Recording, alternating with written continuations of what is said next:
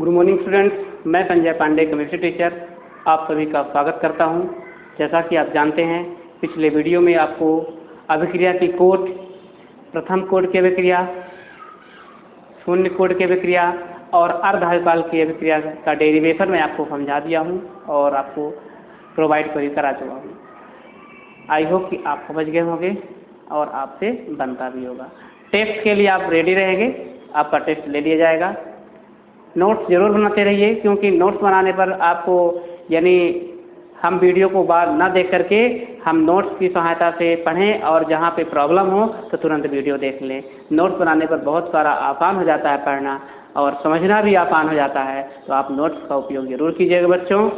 आज हम आपको महत्वपूर्ण पॉइंट सक्रियण ऊर्जा, activation energy and threshold energy यानी देहली ऊर्जा, यानी कहना चाहिए कि सक्रियण ऊर्जा और देहली ऊर्जा के बारे में बात करेंगे। ये क्या होता है, पेपर में ये दोनों क्वेश्चन पूछे जा चुके हैं बच्चों। तो चलिए स्टार्ट करते हैं। सक्रियण ऊर्जा क्या होता है, देहली ऊर्जा। सक्रियण ऊर्जा एक्टिवेशन एनर्जी शब्द से ही अर्थ निकल रहा है सक्रिय, यानी किसी को सक्रिय करने के लिए। मान लीजिए अगर आप कोई काम नहीं कर रहे हैं तो आपको क्या करना पड़ता है, सक्रिय करना पड़ता है। और सक्रिय करने के लिए आपको भिन्न भिन्न प्रकार का क्या करेंगे, आपको एक्टिव काम करेंगे, यानी आपको हम कुछ प्रोत्साहन राशि देने के लिए बोलेंगे या आपके सामने ऑफर रखेंगे, तो आप काम करने के लिए क्या हो जाइए, एक्टिव हो जाइए। तो किसी को कार्य करने के लिए एक्टिव करना क्या कहा जाएगा, सक्रिय ऊर्जा। देखिए परिभाषा क्या निकल के आती है, ऊर्जा की वह अतिरिक्त मात्रा, ऊर्जा की वह अतिरिक्त मात्रा जो अणु को सक्रिय करने के लिए, किसको बात कर रहा है ये, अणु को, यानी अणु को सक्रिय करने के लिए आवश्यक होती है। ऊर्जा की वह अतिरिक्त मात्रा जो अणु को सक्रिय करने के लिए आवश्यक होती है, जिससे रासायनिक क्रिया संपन्न होती है। क्या होगा, उससे रासायनिक क्रिया संपन्न होती है, सक्रियण ऊर्जा कहलाती है। डेफिनेशन बन जाएगी बच्चों, बहुत आसान डेफिनेशन है और आपको लॉजिक के माध्यम से याद करना है, पेपर में पूछा जाता है, ठीक, बहुत महत्वपूर्ण। तो सक्रिय ऊर्जा क्या है डेफिनेशन, ऊर्जा की वह अतिरिक्त मात्रा जो अणु को सक्रिय करने के लिए, किसको, अणु को सक्रिय करने के लिए आवश्यक होती है, जिससे क्या है, आवश्यक होती तो क्या होता है, जिससे रासायनिक क्रिया क्या हो जाए बच्चों, संपन्न हो जाए। जिससे रासायनिक क्रिया संपन्न होती है सक्रियण ऊर्जा कहलाती है। और सक्रियण ऊर्जा को किससे व्यक्त करते हैं बच्चों, याद रखिएगा, ईए फॉर मतलब क्या होगा, एक्टिवेशन एनर्जी। ईए को क्या कहते हैं, एक्टिवेशन एनर्जी बन जाएगा। चलिए फार्मूला की बात करते हैं। सक्रियण ऊर्जा बराबर होता है देहली ऊर्जा माइनस अणु की निम्नतम ऊर्जा। सक्रिय ऊर्जा का मतलब क्या हो जाएगा, देहली ऊर्जा माइनस अणु की निम्नतम ऊर्जा। सक्रिय ऊर्जा बराबर क्या हो जाएगा, देहली ऊर्जा माइनस अणु की निम्नतम ऊर्जा। देहली ऊर्जा क्या होती है मैं आपको बताऊंगा, लेकिन अणु की सबसे कम ऊर्जा जो रहेगी उसको घटा देना है, ठीक है। तो आपका ये पॉइंट आपका कंप्लीट होता है और याद भी कर लीजिएगा। अब बात दूसरे पॉइंट आ गई, देहली थ्रेशोल्ड एनर्जी। ये थ्रेशोल्ड एनर्जी क्या होती है, देखिए सक्रियण अणु के पास जो संपूर्ण ऊर्जा होती है, सक्रियण अणु के पास जो संपूर्ण ऊर्जा होती है उसे देहली ऊर्जा कहते हैं। तो सक्रियण के पास कैसी ऊर्जा, वही किसी अणु को सक्रिय करने के लिए हमारे पास जितनी ऊर्जा होती है और उस ऊर्जा के लिए क्या होता है, उसमें रासायनिक क्रिया भी संपन्न होती है, हम तो उसको सक्रिय ऊर्जा कहते हैं। देहली ऊर्जा की डिफिनेशन क्या होगी कि सक्रियण अणु के पास जितनी संपूर्ण ऊर्जा होती है, संपूर्ण ऊर्जा मतलब जितनी भी ऊर्जा होगी, सक्रियण अणु के पास जो संपूर्ण ऊर्जा होती है उसे देहली ऊर्जा कहते हैं। देहली ऊर्जा युक्त अणु तुरंत ही उत्पाद संकुल, तुरंत क्या करता है, देहली ऊर्जा अगर होगी, देहली ऊर्जा युक्त अणु तुरंत ही उत्पाद संकुल या सक्रियित संकुल, उत्पाद संकुल में परिवर्तित होगा या सक्रियित संकुल बनाता है। देहली ऊर्जा को ETS से व्यक्त किया जाता है, याद रखिएगा, देहली ऊर्जा किससे व्यक्त करते हैं बच्चों, ETS से व्यक्त करते हैं। बन जाएगी परिभाषा, सक्रियण ऊर्जा के पास जो संपूर्ण ऊर्जा होती है उसे देहली ऊर्जा कहते हैं। देहली ऊर्जा युक्त अणु तुरंत ही किसमें परिवर्तित होता है बच्चों? उत्पाद में परिवर्तित होता है। तो कौन सा उत्पाद? सक्रियित उत्पाद में परिवर्तित हो जाता है या सक्रियित संकुल का निर्माण करता है। देहली ऊर्जा को थ्रीफोल्ड ETH से व्यक्त किया जाता है। तो याद रखिएगा ETH और EA। ETH का मतलब थ्रीफोल्ड एनर्जी और EA का मतलब एक्टिवेशन एनर्जी। पहले A लिखा जाता है, इसके बाद एनर्जी। इस करंट को फैम्बल जो दर्शाते हैं तो पहले कैपिटल E और स्मॉल a। अब बात करते हैं फार्मूला की। तो देहली ऊर्जा बराबर क्या हो जाएगा बच्चों? देखिए लिखा हुआ है, बहुत ही महत्वपूर्ण पॉइंट है। देहली ऊर्जा बराबर हो जाएगा सक्रियण ऊर्जा। देहली ऊर्जा को क्या बोलते हैं? थ्रीफोल्ड एनर्जी ETH। थ्रीफोल्ड एनर्जी कैसे दर्शाएंगे? पहले कैपिटल E लिखेंगे और TH लिख देंगे। देहली ऊर्जा होगा, सक्रिय ऊर्जा क्या हो जाएगा? ये हो जाएगा। और अणु की प्लस अणु की निम्नतम ऊर्जा। और निम्नतम ऊर्जा को जानते हैं क्या बोलते हैं बच्चों? याद रखिएगा निम्नतम ऊर्जा को आंतरिक ऊर्जा भी कहा जाता है। क्या बोलते हैं? आंतरिक ऊर्जा। अणु की निम्नतम ऊर्जा को क्या कहा जाता है? आंतरिक ऊर्जा कहा जाता है। यानी देहली ऊर्जा बराबर सक्रिय ऊर्जा प्लस अणु की निम्नतम ऊर्जा। और अणु की जो निम्नतम ऊर्जा होती है उसे आंतरिक ऊर्जा भी कहते हैं। बन जाएगा। चलिए, ये तो हमारा क्या रहा? सक्रिय ऊर्जा और देहली ऊर्जा। कि वो कमेंट करना हो तो आप कर सकते हैं बच्चों। तो जब आप पूछना हो तो पूछ सकते हैं सक्रिय ऊर्जा क्या होती है और देहली ऊर्जा क्या होती है। ठीक है।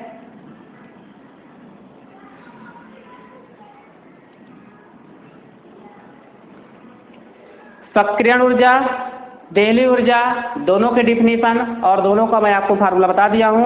चलिए थोड़ा ग्राफ की सहायता से पढ़ते हैं कुछ ग्राफ क्या होता है।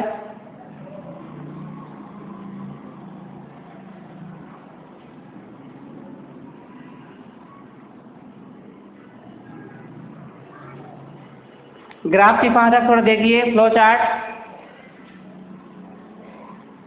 स्थितिज ऊर्जा,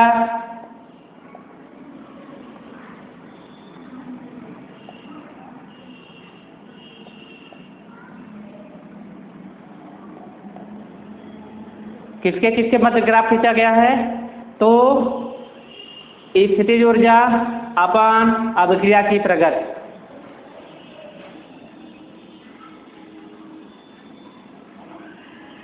अभिक्रिया की प्रगति। ठीक है, ये देखिए कैसे एनर्जी इसकी आती है। अभिकारक जो होता है उत्पाद से क्या होता है बच्चों?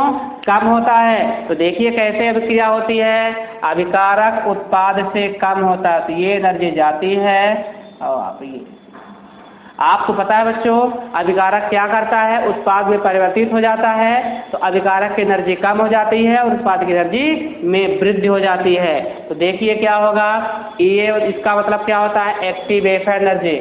यहाँ पे यहाँ तक की जो दूरी हो जाती है बच्चों क्या बोलते हैं उसको? ये का मतलब क्या होगा? सक्रियण ऊर्जा।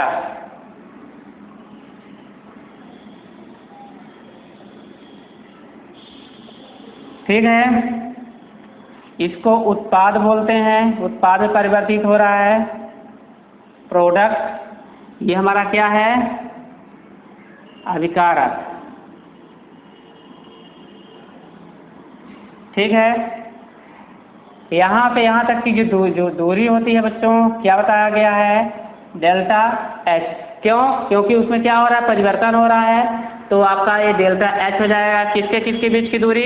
अभिकारक और उत्पाद के बीच में होगा। यहाँ पे नहीं होगा, ये वी है हमारी दूरी है। ये आपका उत्पाद है अभिकारक और आपका ये उत्पाद। तो इन दोनों के बीच में जो अंतर आया है वो क्या है? Delta H. ठीक है, अब देखिए इसमें क्या बताया जा रहा है? ऊर्जा अवरोध या ऊर्जा रोधिका। इस पॉइंट को क्या बोलेंगे हम? ऊर्जा अवरोध या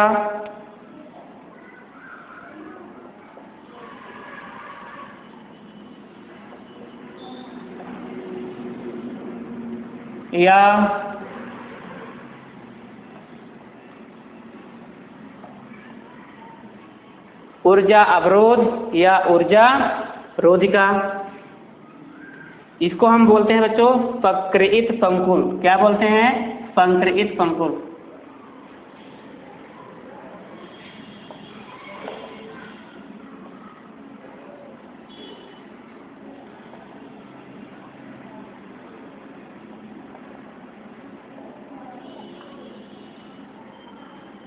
ठीक। तो अब आप इस ग्राफ से क्या पता चल रहा है बच्चों कि जो अभिकारक होता है वह उत्पाद में परिवर्तित होता है, तो अभिकारक की संख्या कम हो जाती है, उत्पाद में परिवर्तित। निश्चित रूप से अभिकारक की ऊर्जा कम हो जाती है और उत्पाद की ऊर्जा में क्या होती है? वृद्धि होती है बच्चों। क्या कितनी वृद्धि होती है? H। और यहाँ पे यहाँ तक की बीच में दूरी हो जाएगी आपकी D हो जाएगी। ये डेल्टा H क्या है? अभिक्रिया की ऊर्जा होती है। डेल्टा H को क्या बोलते हैं? अभिक्रिया की ऊर्जा। अभिक्रिया की ऊर्जा क्या?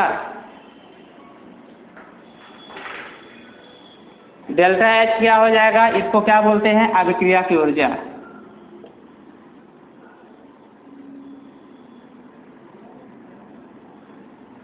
अभिक्रिया की ऊर्जा। ठीक है बच्चों, यह आपका रहा सक्रियण ऊर्जा और दहली ऊर्जा।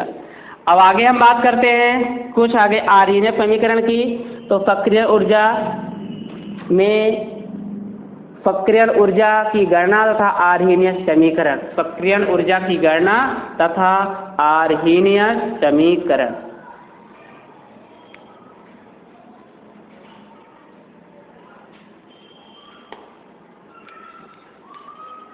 सक्रियण ऊर्जा की गणना था आर्हीनीय समीकरण।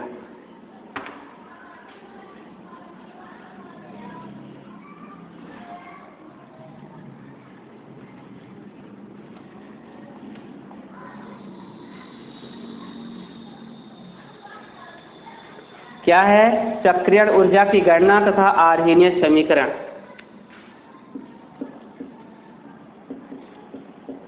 सक्रियण ऊर्जा की गणना तथा आर्हीनीय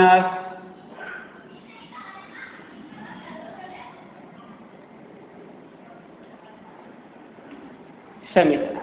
ठीक है बच्चों, आर्हीनीय समीकरण पढ़ेंगे अपन लोग। ये क्या होता है आर्हीनीय समीकरण?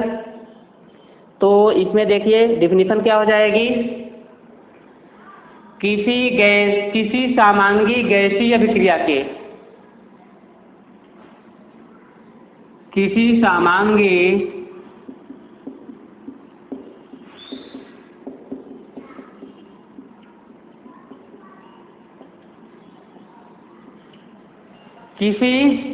समांगी गैसीय अभिक्रिया के दर स्थिरांक पर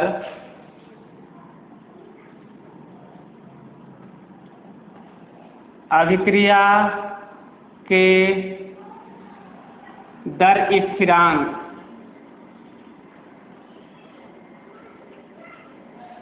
गैसीय अभिक्रिया के दर स्थिरांक पर तापक्रम के प्रभाव को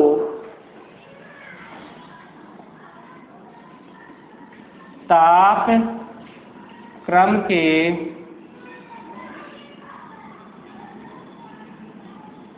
प्रभाव यानी तापक्रम के प्रभाव को दर्शाने के लिए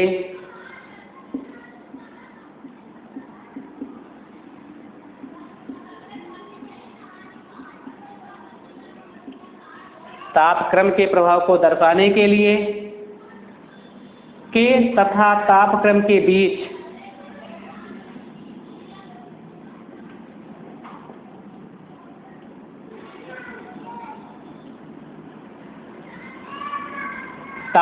के बीच मात्रात्मक संबंध को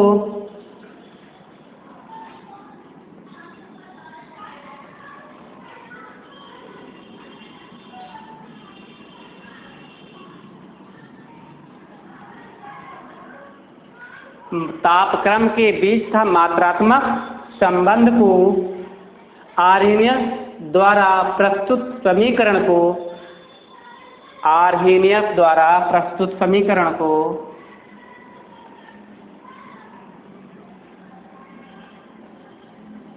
आर्हेनियस द्वारा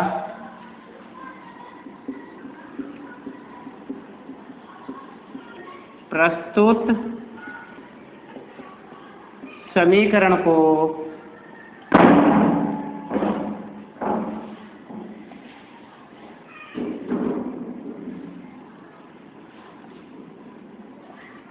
आर्हेनियस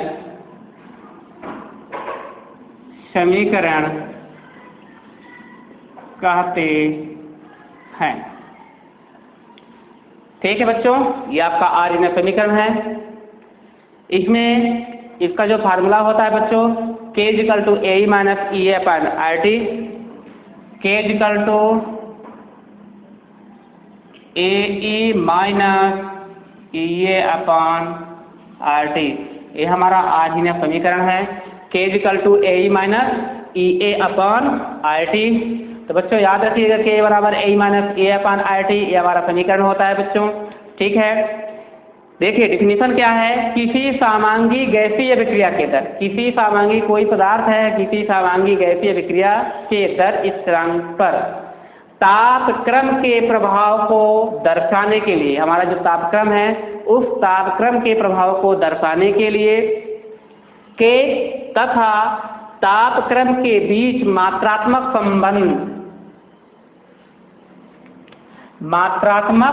संबंध जो होता है, तो किसके बीच, तापक्रम के बीच मात्रात्मक संबंध को आर्हेनियस द्वारा प्रस्तुत समीकरण को, यानी मात्रात्मक संबंध को आर्हेनियस द्वारा प्रस्तुत समीकरण को ही क्या कहा गया, आर्हेनियस समीकरण कहा गया। आर्हेनियस ने ही बताया है, सूत्र क्या बताया, K = AE - EA/RT। यदि हम इस पर लघुगणक लगाते हैं तो इस समीकरण का लघुगणक लेने पर, जैसे यदि इन पर लघुगणक लिया जाता है तो क्या हो जाएगा बच्चों, log A, तो log K = हो जाएगा, लघुगणक ले रहे हैं दोनों पक्षों की ओर, यानी दोनों तरफ हम क्या करेंगे बच्चों, लघुगणक। इन समीकरण का लघुगणक लेने पर लिख दीजिए, इस समीकरण का लघुगणक लेने पर तो क्या हो जाएगा, log K इक्वल क्या बन जाएगा, log K = हो जाएगा बच्चों -EA/RT -EA/2.303 RT। ठीक है बच्चों, ये आपका है प्लस log A। देखिए log K हो गया, log K = -EA/RT। तो जब log लेते हैं तो निश्चित रूप से क्या होता है बच्चों, ln log में चेंज होता है 2.303, क्या होगा, मल्टीप्लाई। तो क्या लिखा, -EA/2.303 RT plus log A। ये हमारा E जो होता है, ये हमारा बेस है, आधार है, तीसरा हमारा log 10, यानी आप अगर आधार बेस लेते हैं तो उसको 10 भी लिख सकते हैं। चलिए बच्चों, अब आपको यदि मान के चलिए ये एक प्रकार का फार्मूला ही है, याद रखना ये क्या है आपका, एक प्रकार का फार्मूला ही बन के आता है। यदि जैसे ही यहाँ पे हम क्या करेंगे, log टेबल हटा देंगे, log को हम जब ln में चेंज करते हैं तो आपका जो मल्टीप्लाई कर रहे हैं वो निश्चित रूप से क्या होगा, नहीं होगा। तो कैसे, ये देखिए log को हम ln में चेंज करते हैं, ln K = -EA/RT plus log के स्थान पर ln A। ये भी एक प्रकार का क्या है बच्चों, फार्मूला है। ln K = आपको मान लीजिए पेपर पहचानने के लिए आता है, कौन सा क्वेश्चन किसी भी तरह टाइप का हो सकता है। तो अगर लघुगणक लेंगे तो लघुगणक में आपको फार्मूला कैसे मिलेगा, log K = -EA/2.303 RT plus log A। एक तो फार्मूला आपको ये मिलेगा देखने को, और यदि मान लीजिए log किसमें चेंज हो जाता है, ln में चेंज हो जाएगा, तो सीधे जो हम 2.303 का मल्टीप्लाई कर रहे हैं वो बच्चों उसमें नहीं होगा। चलिए इसको सॉल्व करते हैं। ये तो आपको फार्मूला हो गया, अब इसको बताइए है क्या ये। तो चलिए लिखते हैं के क्या होता है, जहां के इक्वल टू क्या होगा, निश्चित रूप से एक न कोई एक स्थिरांक होगा। तो आपको देखते रहिए बच्चों क्या है, दर स्थिरांक। के क्या है बच्चों, इसका दर स्थिरांक होता है, दर स्थिरांक। ठीक बन जाएगा, के के बाद आपका दर स्थिरांक हो गया। इसके बाद चलिए लिखिए ए क्या होता है, आवृत्ति गुणांक स्थिरांक।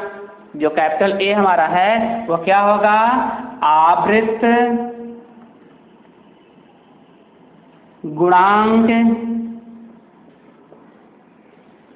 स्थिरांक। ठीक, ई ए क्या है बच्चों, ये के बाद क्या है बच्चों, टी क्या है।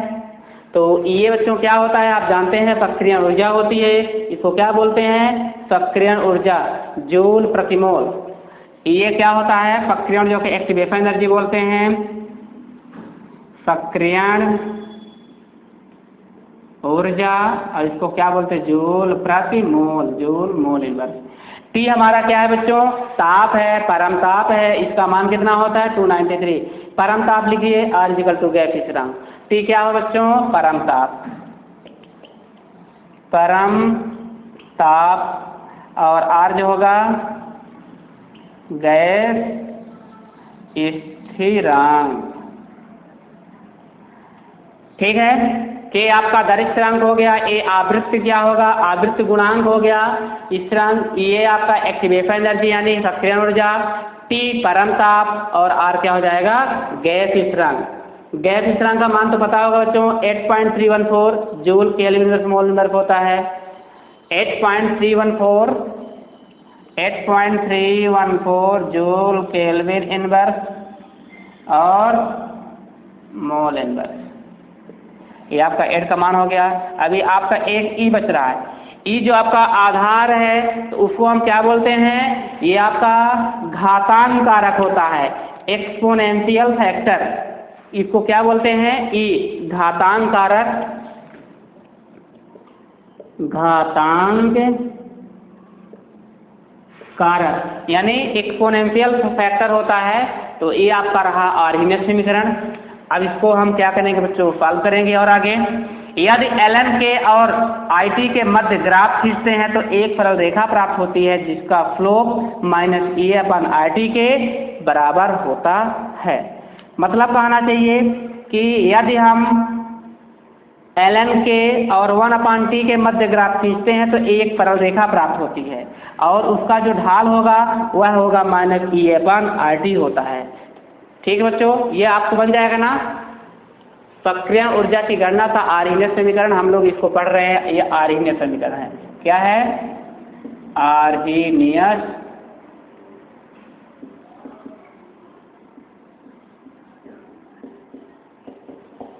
समीकरण। क्या है ये, आर्हीनियस समीकरण है। ठीक है, बन जाएगा।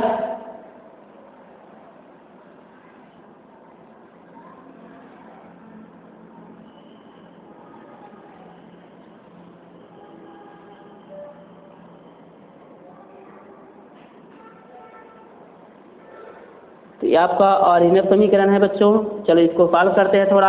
आप आगे बोल रहे हैं कि यदि हम log के और 1/t के मध्य ग्राफ खींचते हैं तो एक सरल रेखा प्राप्त होती है। थोड़ा देखिए फार्मूला एक बार अपना देख लीजिए।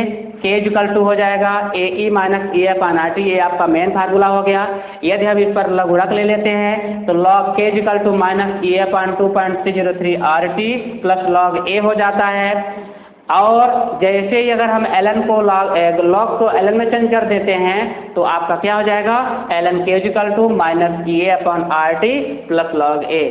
बच्चों याद रखना, ये आपस में एक दूसरे का पक्षांतर हो सकता है, तो इसको हम ऐसे भी लिख सकते हैं, या ln k equal ln A - E/RT, यानी आप इसको ऐसे भी लिख सकते हैं क्योंकि उसमें चेंज तो करना ही नहीं है। तो ln k = हो जाएगा ln A - E/RT। और यदि मान लीजिए इसमें log भी लगाते हैं तो log क्या हो जाएगा, निश्चित रूप से मल्टीप्लाई कर देंगे। log 10k equal to log 10a minus A upon R T. पुनः वही हो जाएगा log 10k इक्वल टू, यदि मान लीजिए वैल्यू हम इस तरह से लिख रहे हैं, किसी भी प्रकार का फार्मूला है आप याद रखिएगा, अगर इसको हम चेंज करते हैं log 10k equal log 10a minus ए अपॉन 2.303 आर टी, यानी ये भी आप प्रकार का फार्मूला है, फिर से क्या किया है, चेंज किया गया। ये दोनों एक दूसरे के सेम हैं, तो याद आपको कंफ्यूजन होने की जरूरत नहीं है बच्चों, ठीक है। हमने log a को उधर साइड रख दिया, आप इधर साइड भी कर सकते हैं। चलिए थोड़ा सा आगे सॉल्व करते हैं, एक ग्राफ खींचते हैं। किसके किसके मध्य ग्राफ खींचा गया है ये तो पता हो गया ना।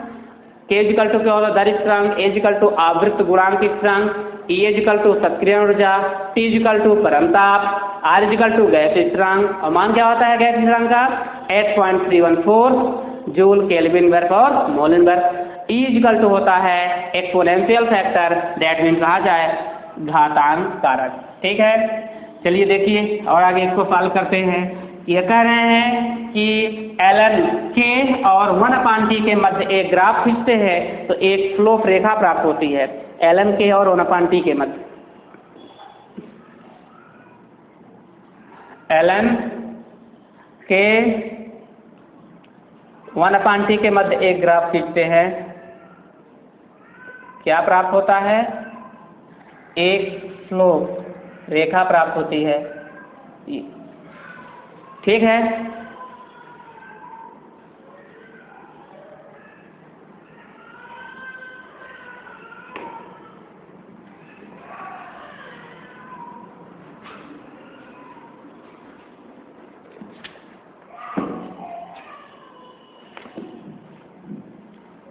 ln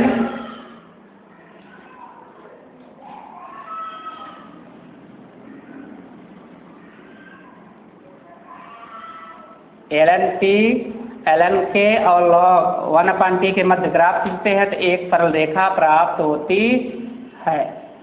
देखिए कैसे प्राप्त हो रही है, ये गलत हो रहा है।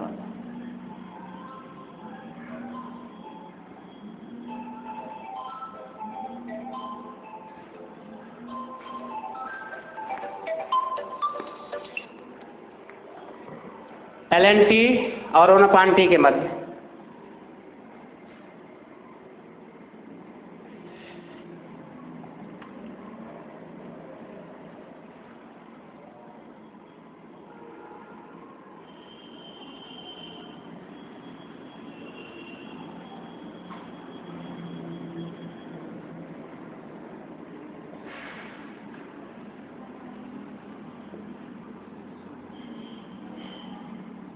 किसके किसके बीच में, ln k और 1/t के मध्य ग्राफ खींचा गया है।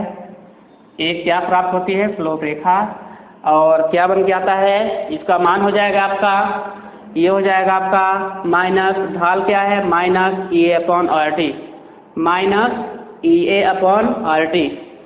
ये जो हमारा स्लोप है, ढाल माइनस ए अपॉन आर टी, ठीक है। अंतःखंड ln a, ये पॉइंट जो हमारा होगा अंतःखंड होगा, ठीक।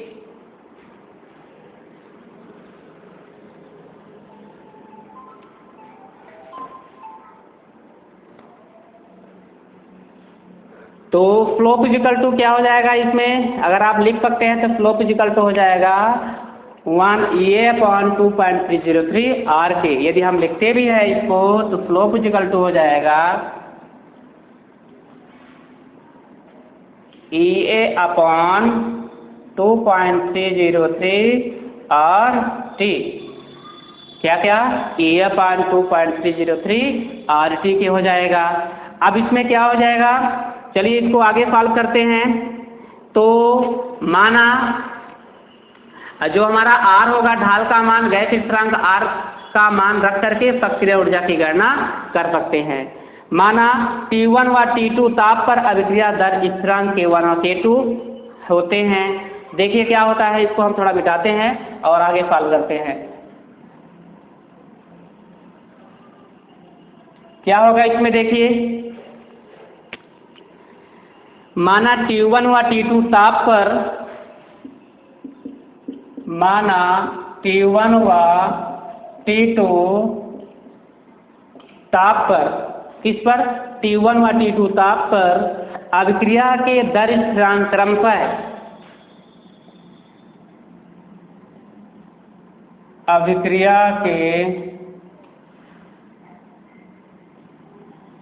दर स्थिरांक क्रमशः क्या होगा, अभिक्रिया का दर स्थिरांक क्या हो जाएगा, K1 व K2 है, K1 व K2, यानी अभिक्रिया का जो दर स्थिरांक होगा वो क्या होगा आपका, K1 व K2 है। तो जो आपका समीकरण बच्चों निकला है, आप चाहे इसको समीकरण मान लीजिए और चाहे आप इसको भी समीकरण मान सकते हैं, ठीक है, किसी को भी आप समीकरण मान लीजिए। यदि आपको जिसको मानना हो तो आप इसको मान सकते हैं, समीकरण 1 और समीकरण 2, ठीक है। चलिए आगे सॉल्व करते हैं। किसको मानना है, आप एक समीकरण आप क्या मान लीजिए, जो हमारा k = a माइनस k क्या था, a minus EA upon k = EA minus EA upon RT। इसको अगर मान लीजिए समीकरण 1 मानते हैं तो हमारा ये हो जाएगा आपका समीकरण 2। क्या हो जाएगा, इस समीकरण को 2 मानते हैं तो क्या करना है, समीकरण 2 से लिख लेते हैं, ठीक है, याद रखना समीकरण 2 से। तो चलिए समीकरण 2 से क्या होगा, समीकरण 2 से, 2 में क्या था, देखिए log k लिख सकते हैं, log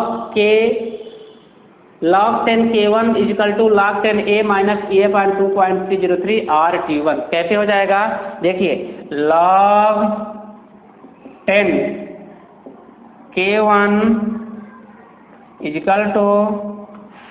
log 10 A minus EA upon 2.303 RT1, और ये आपका क्या हो जाएगा, समीकरण 3, ठीक है। और आगे चलिए, इसी के आगे क्या करेंगे, log 10 K2 = log 10 A minus EA upon 2.303 RT2, और आपका क्या हो जाएगा, समीकरण 4 आ जाएगा, ठीक है बच्चों, बच जाएगा इतना, समझ में आ गया ना। log 10 K2 minus = log 10 A minus A upon 2.303 T2। अब करना क्या है कि समीकरण 3 को समीकरण 4 से क्या करना है, घटाना है। तो समीकरण 4 को, समीकरण आपको क्या करना है, 3 को 4 से घटाना है, तो 4 आपका समीकरण क्या होगा, log K2 होगा। समीकरण 3 को समीकरण 4 से घटाने पर, समीकरण 3 को समीकरण 4 से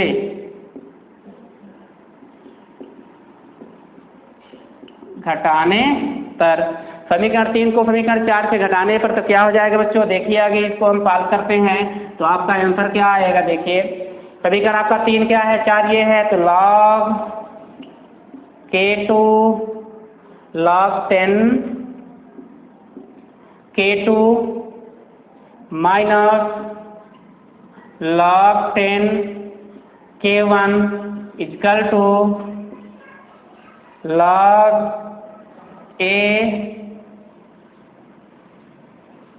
और दोनों में log आपका क्या है, दोनों में देखिए log A और log A है तो हम इसको एक बार लिख सकते हैं, log A तो आपका लिखा जा सकता है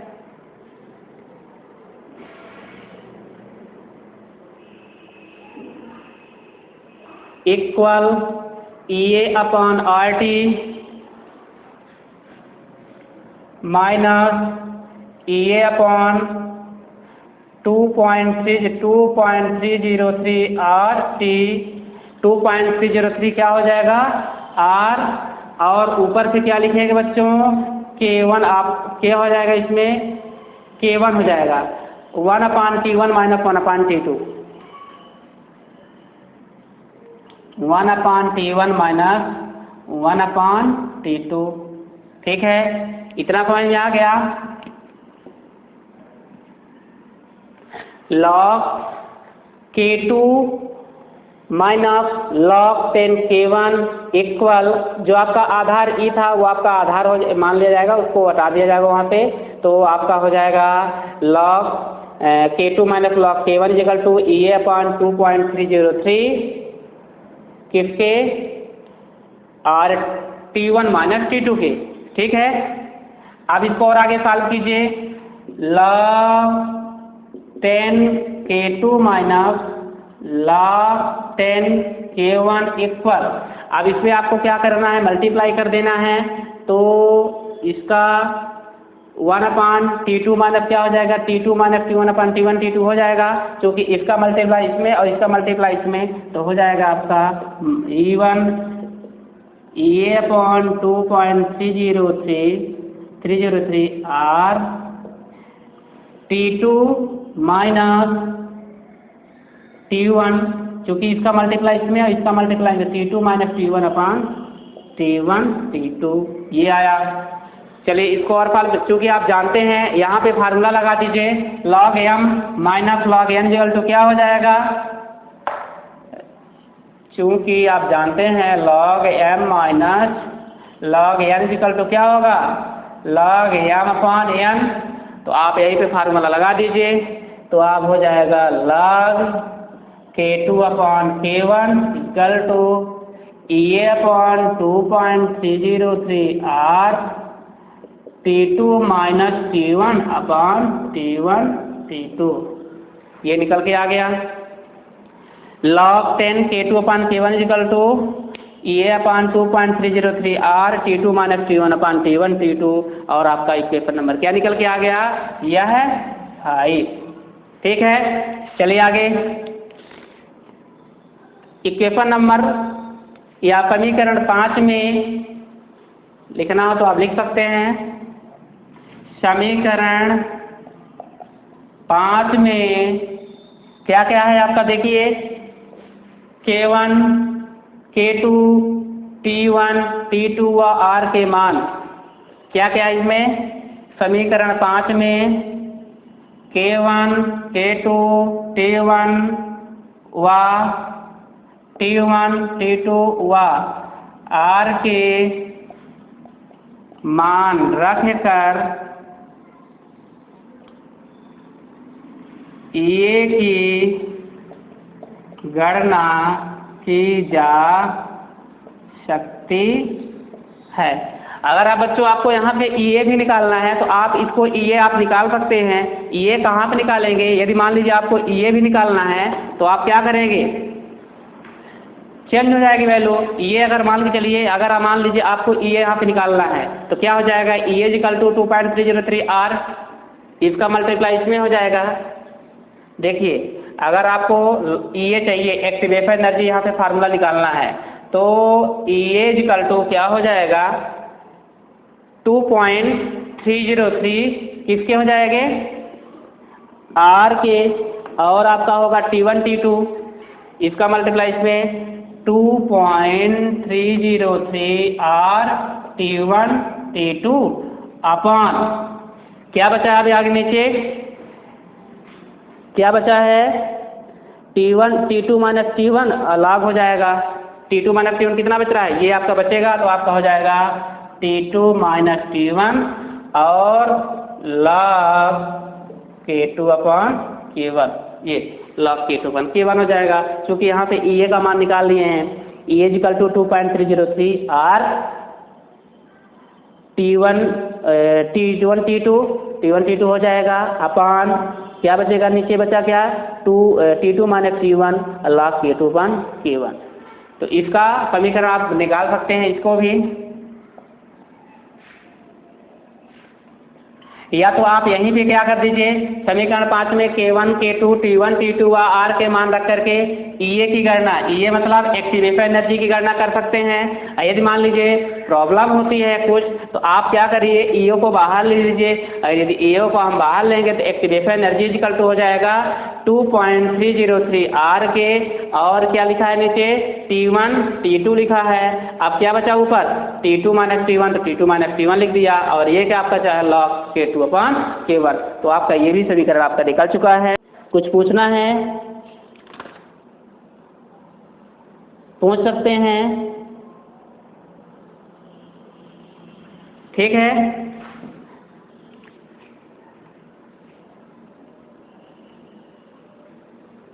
इसमें आपका आर्हीनेस समीकरण क्या क्या पढ़े हैं इस क्लास में, मतलब आपका इस वीडियो में आर्हीनेस समीकरण और सक्रियण ऊर्जा, देहली ऊर्जा के बारे में अध्ययन किया। तो आप इसको अच्छे से जाकर पढ़ लीजिएगा, क्योंकि यहाँ पे प्रश्न पूछा जा चुका है। अभी आपने पढ़ा सक्रियण ऊर्जा की गणना, ये क्या है, सक्रियण ऊर्जा की गणना। इसके पहले क्या पढ़ चुके हैं, आर्हीनेस समीकरण। तो आर्हीनेस समीकरण किसे कहते हैं, सक्रियण ऊर्जा की गणना कीजिए। ऐसा भी क्वेश्चन बन सकता है, या आपका 1 नंबर का भी क्वेश्चन पूछा जा सकता है कि आर्हीनेस समीकरण का सूत्र क्या होगा। तो सूत्र कितने होते हैं बच्चों, मैं आपको सूत्र 3 लिखाया हूँ। कौन कौन से, K equal to A minus E upon RT, एक तो मेन आपका ये फार्मूला हो गया। इसके बाद क्या हो जाएगा, अगर दोनों तरफ लॉग लेंगे तो log K equal to log K equal to log हो आपका हो जाएगा E upon log K minus E upon 2.303 RT plus log A के। और यदि मान लीजिए log को ln से हटा दे, ln में कन्वर्ट कर देंगे तो आपका 2.303 हट जाएगा, तो बचेगा आपका बच्चों log K equal to minus E upon RT plus log A। तो ये आपका ये फार्मूला था। इस फार्मूला को आप अच्छे से पढ़ लेंगे और अच्छे से समझ लेंगे। जो कमेंट्स होगा तो कमेंट्स कीजिएगा। कोई बच्चा कमेंट करना चाहते हैं तो कर सकते हैं, क्योंकि आज का ये लास्ट टॉपिक है, 4th चैप्टर में ये लास्ट टॉपिक था, और आप इसको अच्छे से पढ़ लेंगे, ठीक है। इसके पश्चात आपको प्रश्न उत्तर लिखा देंगे। प्रश्न में क्या होगा, जितने महत्वपूर्ण क्वेश्चन होते हैं, क्योंकि सभी क्वेश्चन मैं आपको दे चुका हूं, महत्वपूर्ण क्वेश्चन होगा तो मैं आपको क्वेश्चन दे दूंगा। और आज के लिए इतना ही। Thank you students, good day.